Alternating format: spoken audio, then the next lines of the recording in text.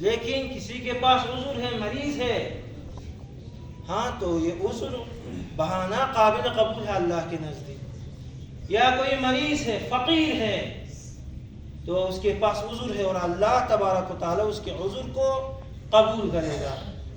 لیکن اہل بیت کے بارے میں روایات میں ہے اہل بیت کی معرفت سب پر واجب، اہل بیت کی مودت محبت سب پر واجب.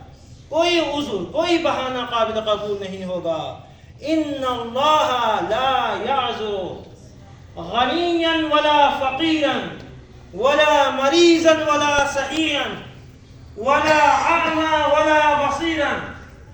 غنی ہو یا فقیر، امیر ہو یا غریب، صحیح ہو یا سالم، معیوب ہو یا صحیح، بینا ہو یا نابینا، کوئی فرق نہیں پڑتا ہے. اہل بیت کی محبت، اہل بیت کی معرفت سب پر واجب ہے. اور قیامت کے دن پوچھا جائے گا اور اس آیت کی تلاوت کی جائے گی، قل لا اسألکم علیہ اجرا الا المودۃ فی القربى. قل یعنی کہہ دے پروردگار عالم قرآن